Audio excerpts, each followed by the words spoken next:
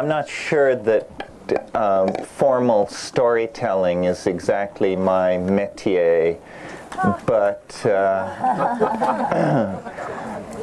having a group of people together like this is an opportunity to tell a story which puzzles me, which is, I think, all good stories should be puzzling, and all myths that are authentic and haven't been rewritten for daytime television maintain a kind of dreamlike, surreal quality.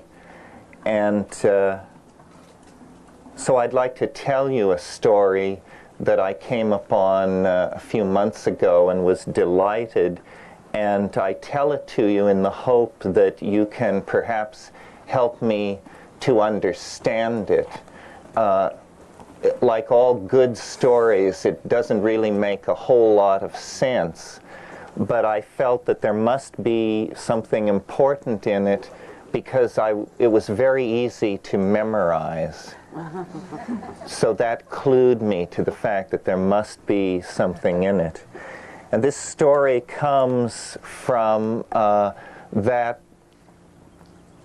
ultimately pivotal moment in Western civilization when the last outpost of the goddess culture, which was Crete, Minoan Crete, fell and was in the process of falling to the pirate paternalists of Mycenaean, who, with advances in shipbuilding and an economic base built on grain, were beginning to conquer the eastern Mediterranean, and one by one the last bastions of the goddess religion were falling. There were also great earthquakes in the eastern Mediterranean at this time, which also contributed to the disruption of this civilization.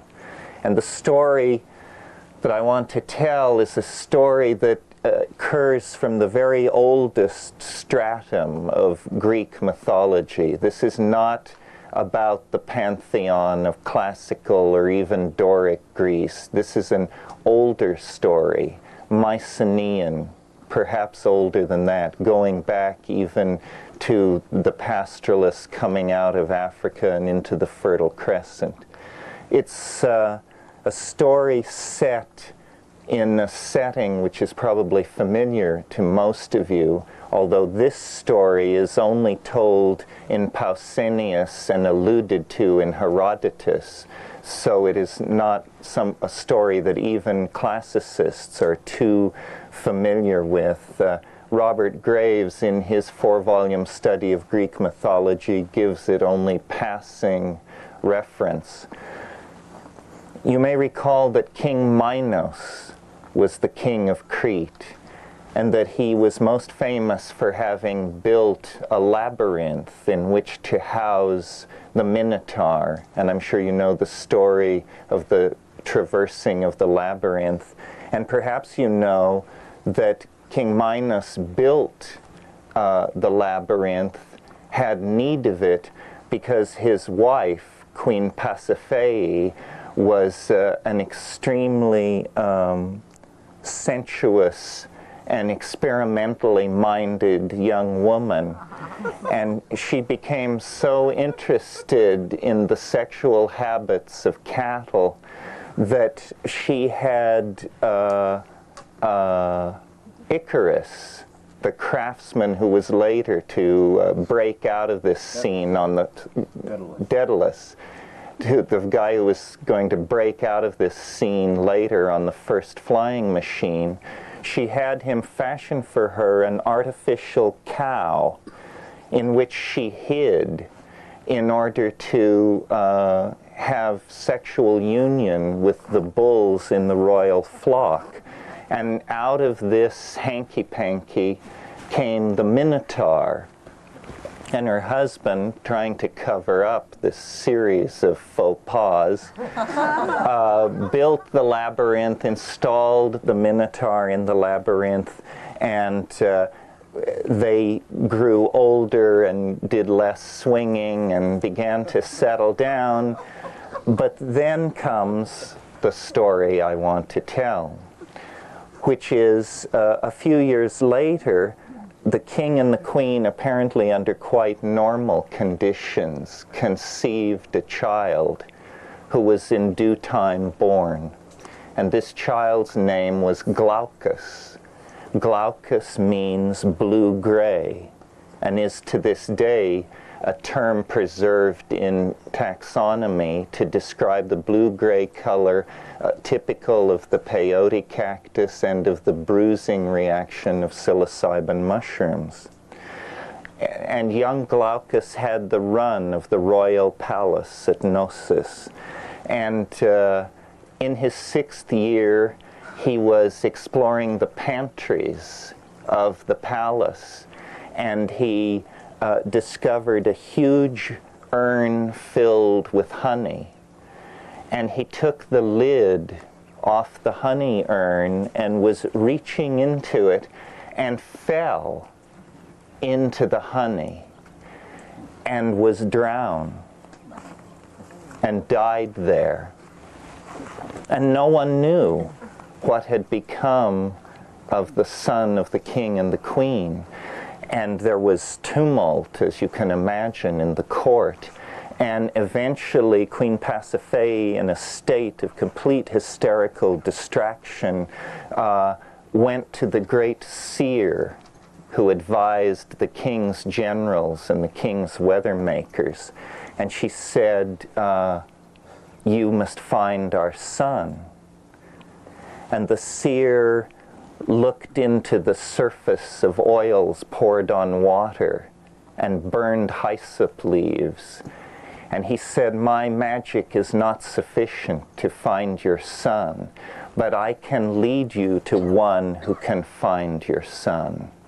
He said, "The person," and this is the part of the myth which is so bizarre that you suspect that there must be textual corruption or some kind of misunderstanding, because it's so weird what follows. The seer said, "The person who can lead you to your son is that person who can compose the most apt simile on the tricolored cow in your herds."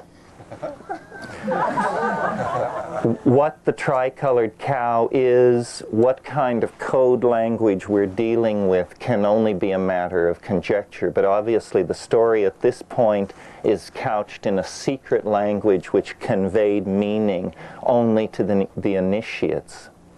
So the king and the queen commanded each citizen of the principality to appear before them and compose a simile on the tricolored cow. And there was a man there, a minor philosopher, whose name was Polyidus. And Polyidus, you only have to have spent 2 weeks in Greek before you transferred out to something a little less horrifying to know that Polyidus means many ideas.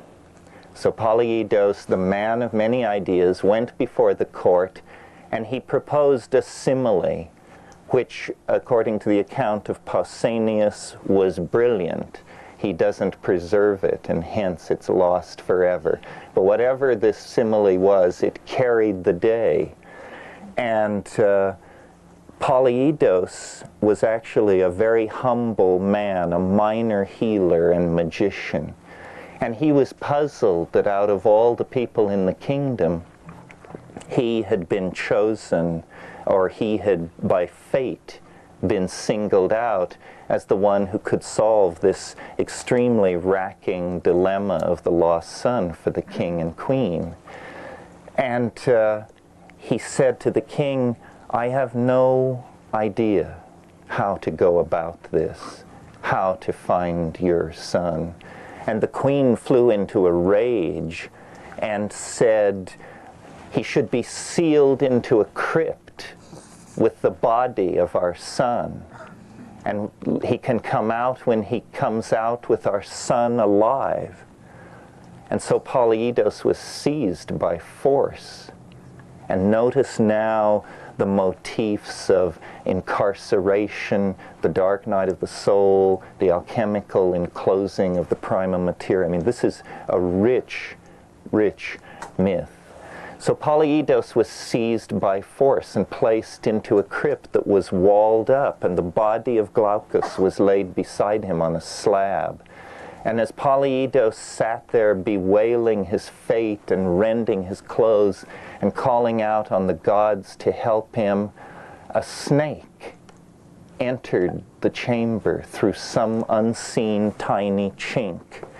And the snake approached the corpse of the child lying in a dripping pool of presumably dark attic honey on the polished stone of the sarcophagi. And Polyidus emerged out of his reverie and struck out at the snake and killed it because he was afraid it would violate the body of the child. And then, seeing that the snake was dead, he went back to his reverie. And a few minutes later, a second snake appeared and came to the body of the first snake and reacted very violently. And before Polyidus could move to catch it, quick as a wink, it was across the room and lost through a small aperture in the floor. And hours passed, and the depth of Polyidus' despair grew and multiplied as he realized the hopelessness of his situation. And then, suddenly, the second snake appeared again. And this time, it was carrying in its mouth a branch of a small herb. And it approached the corpse of its companion and regurgitated the branch into the mouth of the dead snake. And the dead snake was revived, and the two snakes went away. Struck dumb with amazement.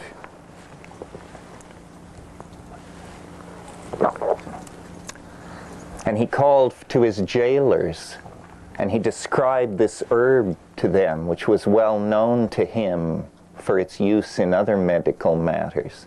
And the herb was brought to him, and he chewed it up, and he regurgitated it into the mouth of the corpse of young Glaucus. And the child was revived. And Polyidus' ass was saved. So he emerged, and the king and the queen were jubilant, and the court was jubilant, and the king said, "You can have anything that you wish." And Polyidus, who was actually a foreigner in Crete, said, "I want to journey to my homeland. I want to return to my homeland." And King Minos was on the brink of granting the boon when Queen Pasiphae intervened and whispered in his ear and said, "You cannot allow a magician of this power to leave the kingdom. We must somehow gain his knowledge before we allow him to depart from us." And so King Minos backtracked and made a different deal and said, "You can return to your homeland, but first you must teach all your magical arts to my son Glaucus, who you have resurrected."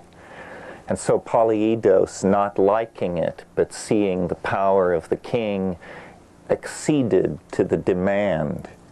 And over the course of many years, he taught all his shamanic and magical arts to Glaucus, and he schooled him in all of the esoteric knowledge that had made Polyidus the unique person able to find the lost child. And finally, he went to the king and said, "I have taught all I know to your son. Now fulfill your promise and allow me to leave your kingdom." And so the king was agreed. And on the appointed day of departure, a royal retinue accompanied Polyidus to the quay where he was to grab the boat out to Syracuse. And they were embracing, and the last goodbyes were being said. And finally, it only remained for Polyidus to make his departure to Glaucus. And he approached Glaucus, and he said, as my pupil, as the one that I have initiated, I have one last request. It is that now at our farewell, you spit into my mouth. And Glaucus thought it was a bizarre request, but he did as his master bade him, and Polyidus boarded the ship, and they cast off and sailed away. And as the royal family was standing on the quay looking out to sea, Glaucus realized that all the magical information that had been given to him over the years had been contained in the glob of spittle, and that the master had reclaimed his knowledge and sailed away. So that's the story of Glaucus and Polyidus. One sort of funny part is that in the original, at first you said they couldn't find the body, and then you said they knew where the body was and needed to revive him. Oh yeah, I blew the story. Polyidus, once chosen, he dreamed and saw the body in the honey, but they were so flipped out that the kid was dead that the fact that he had found the body didn't buy him much slack. Yes, thank you for clarifying that. Now, the reason, let me say a little bit about it, is a very interesting story. I found it while I was searching for proto-Hellenic myths related to mushrooms. And there's something funny going on in this story. The fact that the blue-gray child is preserved in the honey and then is resurrected through the intercession of another herb, an herb known to the snake. And recall from the Genesis myth that the snake is always the keeper of the vegetable secrets. It was the snake who had the inner skinny on the flora and fauna of Eden. And so the snake comes bearing information that then concerns this herb of immortality and the ability to resurrect the dead. And it shows, I think, the very late persistence of these Paleolithic themes of shamanic power carried and transmitted through plants. If any of you have any other insight into this, why perhaps in the afternoon. Glaucus may have been eaten a mushroom and gone into some kind of coma state where he appeared dead. Then the task was to revive him, so they found an herb that restores people who are apparently dead. In the Gilgamesh story, there's also an herb of immortality that the snake absconds with. And the snakes have always been especially credited with knowing the secret of regeneration because of their sloughing their skin and all that. Well, you know, people in Mexico who go to Huatla and places like that and collect the mushroom, the on-the-road, old-style way of preserving the mushrooms was to put them in honey. And it turns into a totally black mess. It turns into the alchemical prima materia. It turns into the exudate of the grave. But if you have the courage to eat it, it is then reborn inside of you. And honey, the role of honey as well, any of you have read Levi-Strauss, Honey and Ashes, and the raw and the cooked, know that, you know, this is a symbol of semen, of sunlight, of sweetness. I mean, it's a very rich kind of symbol. There are even, it's reputed, hallucinogenic honeys in the Amazon. This is a whole unexplored area where nobody has ever been able to walk into a laboratory and slam down a quart jar of hallucinogenic honey, but there are persistent reports filtering back from wild-eyed travelers. Is it biblical also? Remember the microphone? The metaphor of honey, the manas from heaven, yes. Do you recommend preserving mushrooms in honey? No, I don't recommend preserving mushrooms in honey if you have a good freeze dryer and modern refrigeration. But otherwise, you see, the honey draws the moisture out and it like candies it and crystallizes it and makes it impervious. Honey is highly antibiotic. Nothing rots that is immersed. Yes, eat all the time, Terence? Yeah. Because they actually talking to the microphone. Yes. Question. Mr. Coffee is going to... You had a story to tell. No? I changed my mind. Oh, I tailored myself to your needs, sir, and now I have nothing to say.